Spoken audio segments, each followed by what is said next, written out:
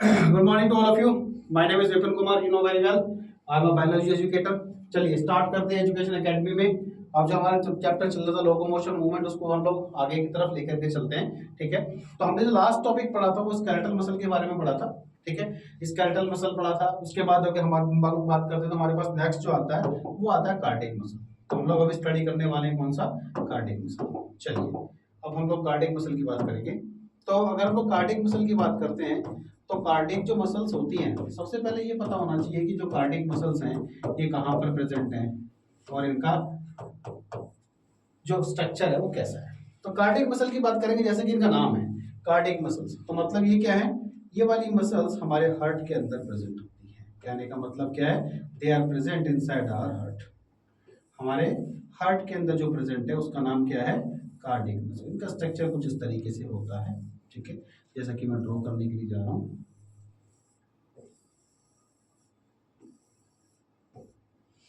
इस तरीके से आपस में जुड़ी होती हैं। ठीक है, ये ब्रांच्ड होती हैं, पहली बात। ठीक है, उसके बाद इनके अंदर अगर हम लोग देखते हैं तो सेपरेशंस होते हैं। इस तरीके से सेपरेशंस प्रेजेंट होते हैं। They are the separations they have.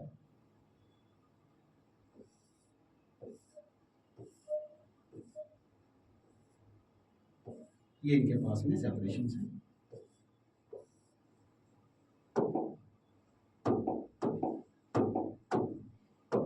उसके बाद अगर हम लोग बात करते हैं तो इनके पास में क्या होता है, न्यूक्लियस भी प्रेजेंट होता है। न्यूक्लियस आल्सो प्रेजेंट है। उसके बाद अगर हम लोग बात करेंगे तो what else they have, they have striation. कहने का मतलब क्या है, ये इस तरीके से धारीदार होती है। जैसे कि अगर हम लोग बात करेंगे स्केलेटल मसल्स की, तो same like that appearance they have like striations, मतलब धारियां इनके पास प्रेजेंट होती है। इस तरीके से ये होती है। अब इसमें अगर हम लोग बात करते हैं तो इनके अंदर एक कैरेक्टरिस्टिक होती है। ठीक है, हम लोग जो देखते हैं कि जैसे कि हम कार्डियक मसल की बात करेंगे तो उनके अंदर कॉन्ट्रैक्शन और रिलैक्सेशन होता है। तो उसके लिए इनके किसको क्या चाहिए, वेव्स। वेव्स चाहिए। वो वेव्स जो पास होती हैं, वो वेव्स जो होंगी पास, वो यहाँ से पास होती है। कहने का मतलब क्या है, एक मसल से दूसरी मसल में, एक पार्ट से दूसरे पार्ट में क्या होती है, ये ट्रांसपोर्ट हो जाती है। ठीक है, इसके अंदर एक खासियत होती है। तो हम लोग इसमें अगर देखें तो कार्डियक मसल्स के बारे में देखेंगे, they are present inside the heart, they are present inside the heart।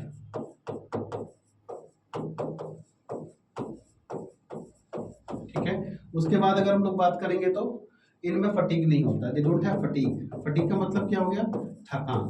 They do not have fatigue, इनमें थकान नहीं होती है, थकती नहीं है ये मसल्स। ठीक है, अगर ये थक गई तो उसी दिन क्या होता है, अल्लाह को प्यारे हो जाते हैं।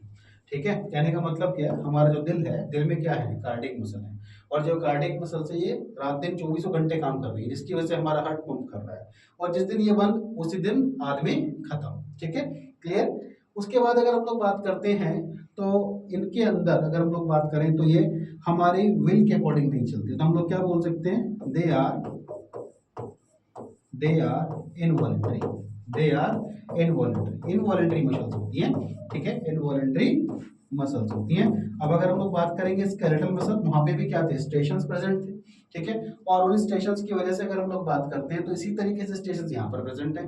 ठीक है, बट इनमें डिफरेंस क्या हो गया, ये इनवॉलंटरी है, वो वॉलंटरी है। ठीक है, वॉलंटरी का मतलब वो हमारी विल के अकॉर्डिंग चल रही है, हम मूव कर रहे हैं तो हमारी जो मसल्स है मूव करा रही है हमारे हाथों को, हमारे पैरों को। और यहाँ पे अगर हम लोग देखते हैं तो इनवॉलंटरी है, मतलब इन पर हमारा कोई कंट्रोल नहीं है। ठीक है, अब यहाँ पे अगर हम लोग बात करते हैं तो बात क्या है, एक तो यूनिन्यूक्लिएटेड हो गई है। ठीक है, ये ब्रांच हो गई है।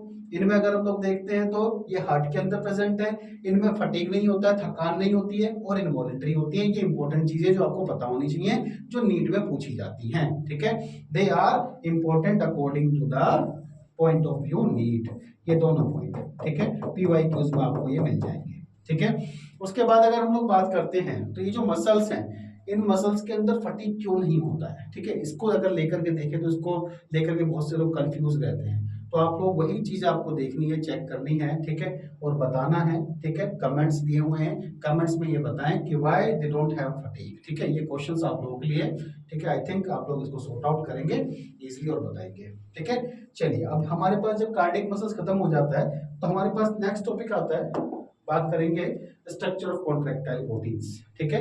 कॉन्ट्रैक्टाइल प्रोटीन्स की बात करेंगे तो हम उसमें हमारे पास में ये पता होना चाहिए कि ये जो प्रोटीन्स हैं, जो प्रोटीन्स हमारी बॉडी के अंदर पाए जाते हैं, मसल्स के अंदर पाए जाते हैं, हमारे कार्डियक मसल के अंदर पाए जाते हैं, हमारे अगर हम लोग बात करते हैं स्केलेटल के अंदर पाए जाते हैं, विसरल के अंदर पाए जाते हैं, तो ये जो प्रोटीन्स हैं ये कैसे होते हैं, इनका स्ट्रक्चर कैसे होता है, ठीक है। तो उससे सबसे पहले उसे जानने से पहले कुछ और बेसिक चीजें हैं जो हमें पता होनी चाहिए, ठीक है, उनके बारे में हम लोग डिस्कस कर लेते हैं। तो अगर हम लोग देखते हैं तो सबसे पहले हमें पता होना चाहिए सेल के बारे में। अगर हम लोग मसल सेल की बात करते हैं तो यहाँ पे सारी चीजें डिफरेंट हो जाती हैं। जैसे कि यहाँ पर मसल सेल की अगर हम लोग बात करते हैं तो इसका स्ट्रक्चर इस तरीके से, this is what, this one is the muscle cell. Muscle cell में अगर हम लोग बात करेंगे तो बाहर की तरफ क्या प्रेजेंट, बाहर they have what, plasma membrane, ठीक है। इसको हम लोग नाम क्या देते हैं, सार्कोलीमा। यहाँ पे इसका नाम बदल जाता है, इसको नाम दिया जाता है सार्कोलीमा, क्लियर। उसके बाद अगर हम लोग बात करते हैं अंदर की तरफ जो साइटोप्लाज्म है, that is known as the sarcoplasm. इसको हम क्या बोलते हैं बच्चों, सार्कोप्लाज्म, क्लियर।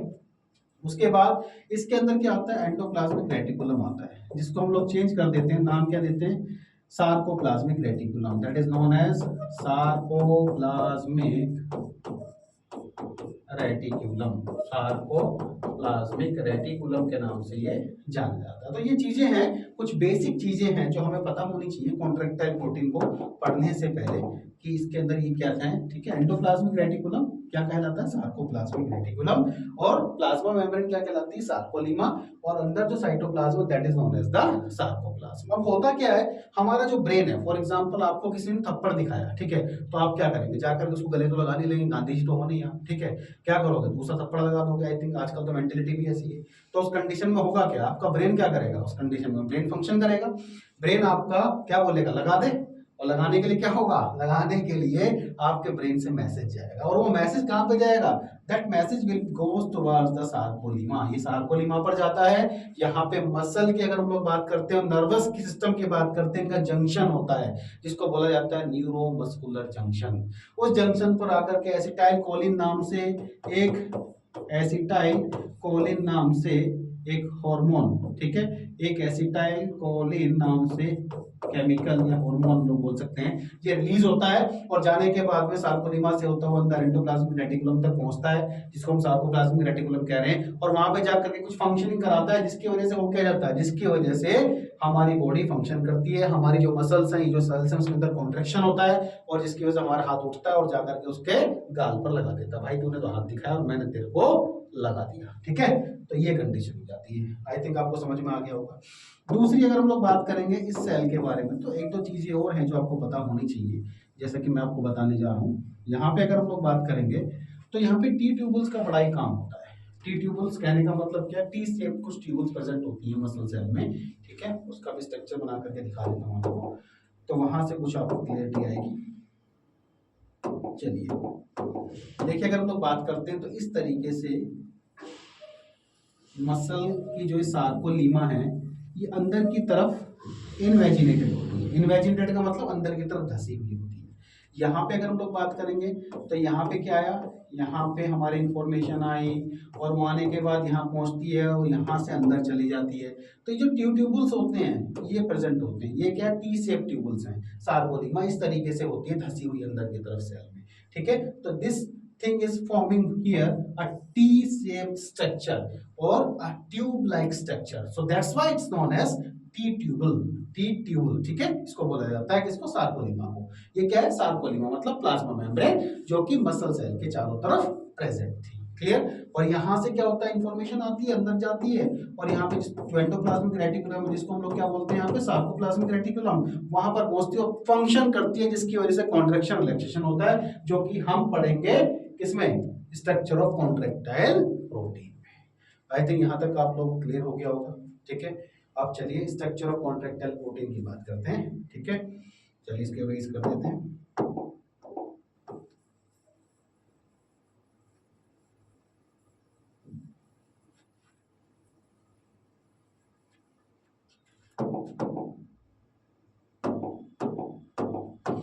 चलिए अब देखिए, अगर हम लोग स्ट्रक्चर ऑफ कॉन्ट्रैक्टाइल प्रोटीन की बात करेंगे तो हमारे पास में ये आया था, जिसको हमने नाम दिया था सार्कोलीमा। इस सार्कोलीमा में अंदर की तरफ इस तरीके से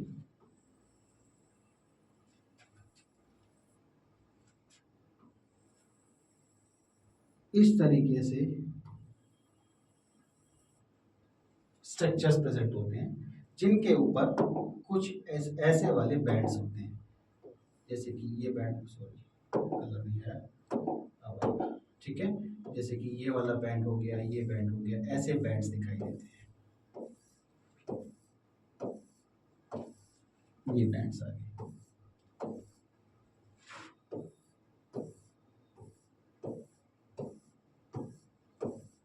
हम लोग सेल की बात कर रहे हैं, यहाँ पे क्या आ गया हमारे पास, मसल सेल आ गया है, ठीक है। ये देखिए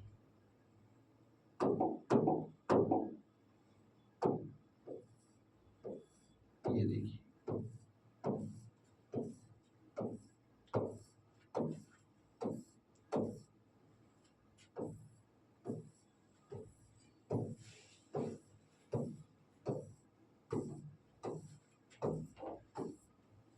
इस तरीके से देखिए आ गया। अब अगर हम लोग यहाँ पर देखते हैं तो यहाँ पे क्या है, हमारे पास एक कटन लाइक स्ट्रक्चर बन रहा है, जो टिट्यूबुल है it forms a cotton like structure, ठीक है। उसके नीचे अगर हम लोग देखते हैं तो हमारे पास ये स्ट्रक्चर है, ठीक है, कॉन्ट्रैक्टाइल प्रोटीन जहां पर प्रेजेंट है, ठीक है। यहाँ पे क्या दिखाई दे रही है, हमें बैंड्स दिखाई दे रहे हैं, क्या दिखाई दे रहे हैं, ये बैंड्स हैं। This one is what, this one is the dark, ये डार्क के कलर में, ठीक है। इसकी बात करेंगे तो ये लाइट है, तो हमें लाइट और डार्क बैंड दिखाई देते हैं, ठीक है। ये जो लाइट और डार्क बैंड्स होते हैं, ठीक है, ये जो लाइट और डार्क बैंड है, इन्हीं बैंड्स की वजह से हमारी बॉडी के अंदर कॉन्ट्रैक्शन रिलैक्सेशन होता है, क्योंकि ये क्या है, कॉन्ट्रैक्टाइल प्रोटीन्स हैं, ठीक है। अब इन कॉन्ट्रैक्टाइल प्रोटीन्स को अगर हम लोग थोड़ा बड़ा करके इनका स्ट्रक्चर ड्रॉ करते हैं तो हमें कैसा दिखाई देगा, उसके बारे में भी देखेंगे। जैसा कि आपको समझ में आ गया हो, अल्टरनेटली प्रेजेंट है, एक लाइट एक डार्क, एक लाइट एक डार्क, अल्टरनेटली ये प्रेजेंट है, ठीक है। उसके बाद इनका जो स्ट्रक्चर होगा वो कुछ इस तरीके से होता है। फॉर एग्जाम्पल, हमने कोई भी एक जो यहाँ पर जो बैंड बना हुआ है, एक लाइट और डार्क, उस बैंड के अंदर जो छोटा छोटा पार्ट्स हैं उसमें से एक पार्ट को हमने ले लिया है, तो उस पार्ट का स्ट्रक्चर कुछ इस तरीके का आता है।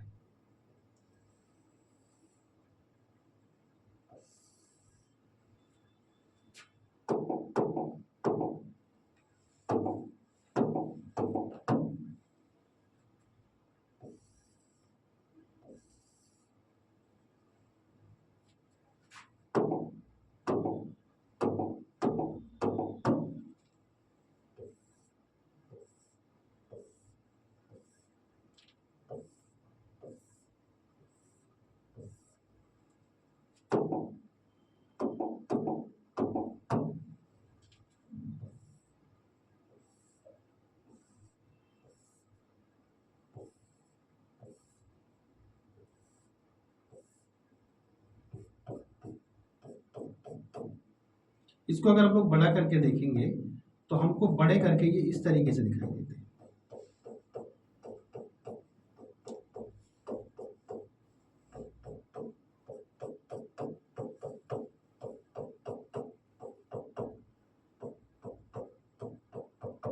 इस तरीके से हम ये दिखाई देंगे, तो हम एक छोटा सा पार्ट यहाँ से निकालेंगे तो वो छोटा सा पार्ट कुछ इस तरीके का दिखाई देगा, जिसको हम लोग क्या बोलते हैं, सार्कोमियर। इसको हम लोग बोलते हैं सार्कोमियर। और ये जो सार्कोमियर होता है, this is the contractile protein, मतलब कहने का मतलब क्या है, ये फंक्शनल यूनिट है, इसी की वजह से हमारी मसल्स के अंदर कॉन्ट्रैक्शन होता है। तो कहने का मतलब क्या है, हमारा ये पूरा का पूरा ऊपर की तरफ एक मसल सेल है, ऊपर की तरफ टी ट्यूबुल्स हैं, अंदर की तरफ क्या है, हमारे पास में अल्टरनेट लाइट और डार्क बैंड्स प्रेजेंट हैं।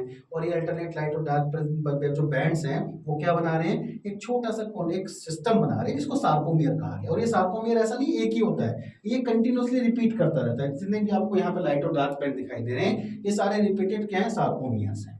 अब इनमें होगा क्या, इनके अंदर जैसी कॉन्ट्रैक्शन होगा उसी तरीके से हमारी बॉडी के अंदर जो हमारी मसल्स है वो कॉन्ट्रैक्ट करेंगे, ठीक है। तो इनमें अगर हम लोग देखते हैं तो दो तरीके के आपको बैंड दिखाई दे रहे हैं, एक लाइट और एक डार्क। तो यहाँ पर भी क्या, दो तरीके के बैंड। अब ये बैंड बन कैसे रहे, यहाँ पे अगर हम लोग देखेंगे तो इनके नाम होते हैं, बड़ा ही इंपॉर्टेंट है, that is very very important, comes in NEET examination, बड़ा ही इंपॉर्टेंट टॉपिक है ये, यहाँ से इस चैप्टर में आता ही आता है, ठीक है, लिख के ले लो, यहाँ से क्वेश्चन आना ही आना है। तो ये वाली जो आपको लाइन दिखाई दे रही है, this one is known as the Z line, this one is known as the Z line. ये जो है यहाँ पर, इसको हम लोग बोलते हैं जेड लाइन, ठीक है। और अगर हम लोग इसकी बात करें, ये वाली होती है बेटा M line, this one is the M line, Z line हो गई, एम लाइन हो गई, ठीक है। अब इसके बाद में क्या होता है, इसके बाद इसके बैंड्स बनते हैं, ठीक है। बैंड्स बनने का मतलब क्या है, इसके अंदर दो तरीके के बैंड्स होते हैं, ठीक है। एक अगर हम लोग देखते हैं डार्क होता है, एक लाइट बैंड होता है, ठीक है। उनकी भी अगर हम लोग बात करते हैं अलग नाम होते हैं, ए बैंड होता है और एक का नाम आई बैंड होता है, ठीक है। तो हम लोग बात करेंगे ए और आई बैंड कैसे बनता है, तो उसको देख लेते हैं पहले जरा, ठीक है। इसको इस तरीके से थोड़ा समझेंगे। यहाँ पे अगर हम लोग देख रहे हैं तो यहाँ पे हमको ये लाइट और डार्क बैंड कैसे दिखाई देंगे, देखिए यहाँ पे ये वाला जो पार्ट है, हम इसकी बात करेंगे, इस पार्ट की यहाँ से यहाँ तक, जितना मैंने येलो वाला पोर्शन बनाया है, येलो वाला पोर्शन, ठीक है। ये वाला जो पार्ट है, ये वाला पार्ट जो बनाता है, ये वाला पार्ट बनाता है सिर्फ और सिर्फ अगर हम देखेंगे तो लाइट बैंड, ठीक है। इसको हम लोग बोलते हैं लाइट बैंड। तो लाइट बैंड की अगर हम लोग बात करें तो आई बैंड ये फॉर्मेशन करता है आई बैंड की। उसके बाद हम दूसरे कलर से बताएंगे इसके बारे में। नेक्स्ट हम लोग लेते हैं दिस वन, ब्लू कलर लेते हैं, चलिए, ठीक है। तो ब्लू कलर लेते हैं, तो यहाँ से यहाँ तक, जहां तक आपको ब्लू कलर दिखाई दे रहा है, ये वाला बनाता है डार्क बैंड, जिसको हम लोग क्या बोलते हैं, ए बैंड, ए और आई। तो इस तरीके से दो बैंड होते हैं। लाइट बैंड की बात करेंगे तो रिप्रेजेंटेड बाय आई, डार्क की बात करेंगे तो रिप्रेजेंटेड बाय ए। तो ए और आई मतलब लाइट और डार्क बैंड दो हमें इस पे सार्कोमेयर पे दिखाई देते हैं, जो फंक्शन करते हैं यहाँ पर जो आपको दिखाई दे रहे हैं, ठीक है। अब इसमें अगर हम लोग देखेंगे तो कुछ फिलामेंट्स हैं, जेड लाइन है, यहाँ पे क्या है, यहाँ पे कुछ फिलामेंट्स प्रेजेंट है, देखो जेड लाइन पर है और एम लाइन पर भी है। तो यहाँ पे अगर जेड लाइन पे देखते हैं तो ये क्या है, इसका एक नाम होता है, ये आपको दिखाई दे रहा है, एक इधर एक इधर, तो मतलब इसको बाइसेक्ट कर रही है ये वाली लाइन, ठीक है। इसकी अगर हम लोग बात करेंगे तो इनका नाम होता है actin filament, these are known as the actin filaments. ये प्रोटीन है और यही क्या है, यही रिस्पॉन्सिबल है इसके अंदर कॉन्ट्रैक्शन के लिए। दूसरा वाला अगर हम लोग बात करते हैं, ये वाले बैंड्स, इनकी अगर हम लोग बात करेंगे तो they are known as myosin filament, इनको हम बोलते हैं मायोसिन फिलामेंट। तो हमारे पास दो तरीके के फिलामेंट हो गए, एक्टिन हो गया, मायोसिन हो गया, ठीक है। और एक्टिन और मायोसिन फिलामेंट क्या है, एक्टिन और मायोसिन प्रोटीन है, and they both are responsible for the contraction. अब इनमें अगर हम लोग देखते हैं तो इनमें एक इंपॉर्टेंट चीज और है जो नीट में आती है, जिसको बोलते हैं हैंसन जोन, एच जोन। यहाँ पे जहां पर दोनों के अंदर ओवरलैपिंग नहीं हो रही, आप देख रहे हैं यहाँ पे ब्लू वाला कौन सा फिलामेंट है, एक्टिन है। यहाँ पे अगर हम लोग बात करते हैं, ये वाला जो कलर डार्क वाला, ये कौन सा, मायोसिन है। जहां पे इन दोनों में ओवरलैपिंग नहीं हो रही, मतलब ये वाला पार्ट, यहाँ से लेकर के ये वाला पार्ट, ये कहलाता है एच जोन, मतलब Hensen's zone. There is no overlapping between the actin and myosin filament, ठीक है। वेरी वेरी इंपॉर्टेंट, ये पूरा का पूरा स्ट्रक्चर घोट के पी जाओ, पक्का आएगा ही आएगा। अगर ये चैप्टर आता है तो यहां से ये चीज आनी है, ठीक है। इसको याद करने के लिए एक बड़ी ही अच्छी ट्रिक भी है मेरे पास, जिसको आप याद रख सकते हो, ठीक है। दैट इज दहलीज। दहलीज से आप इसको याद कर सकते हो। यहाँ पे दहलीज का मतलब क्या होता है आप जानते हैं, हिंदी मूवीज में देखा होगा, दहलीज पार करी तो गोली मार दूंगा, दहलीज पार करी तो घर में मत वापस आना, ठीक है। लड़कियों को मोस्टली बोला जाता है हिंदी मूवीज में, जो बाप होते हैं अपनी बेटियों को बोलते हैं, गुंडे टाइप के लोग दूसरे लोगों को बोलते हैं, तो इस चीज आपने सुनी होंगी दहलीज, तो दहलीज बहुत अच्छे तरीके से जानते होंगे। तो यहाँ दहलीज से हम इसको याद कर पाएंगे। यहाँ पे जो डी है, ये डी बताता है डार्क बैंड के बारे में, डी फॉर डार्क बैंड। ए की बात करेंगे तो हमें ए बैंड के बारे में बताता है, डार्क बैंड कैसा है, ए बैंड है, ठीक है। उसको हम देखें तो कैसा है, यहाँ पर भी देखेंगे तो ए बैंड है, ठीक है। उसके बाद बीच में क्या है, एच जोन, तो यहाँ पर भी बीच में क्या है, एच जोन, मतलब हैंसन जोन। उसके बाद उस तरफ क्या है, दूसरी तरफ light, L for light band, ठीक है। यहाँ पर भी लाइट बैंड आपको दिखाई दे रहा है। उसके बाद इसको हम रिप्रेजेंट किससे करते हैं, आई से, और ये है किसके ऊपर प्रेजेंट, जेड लाइन के ऊपर प्रेजेंट है। तो आपको दहलीज से पूरा का पूरा सार्कोमियर याद हो गया, और इस सार्कोमियर से आपका नीट में कम से कम कुछ भी नहीं तो आपका 4 नंबर तो पक्के हो जाएंगे। इसको अगर याद कर लिया तो 101% लिख के ले लो पेपर में, इसमें से कहीं ना कहीं से कुछ ना कुछ आना जरूर है। सार्कोमियर पूरा का पूरा बड़ा ही इंपॉर्टेंट है, पीवाईक्यूज देख लो, क्वेश्चन जरूर मिलने वाला है आप लोगों को। आई थिंक यहाँ तक आपको समझ में आया होगा, क्लियर होगा, ठीक है। एक बार देख लीजिए, कुछ दिक्कत हो तो कमेंट्स में आप लोग लिख सकते हैं।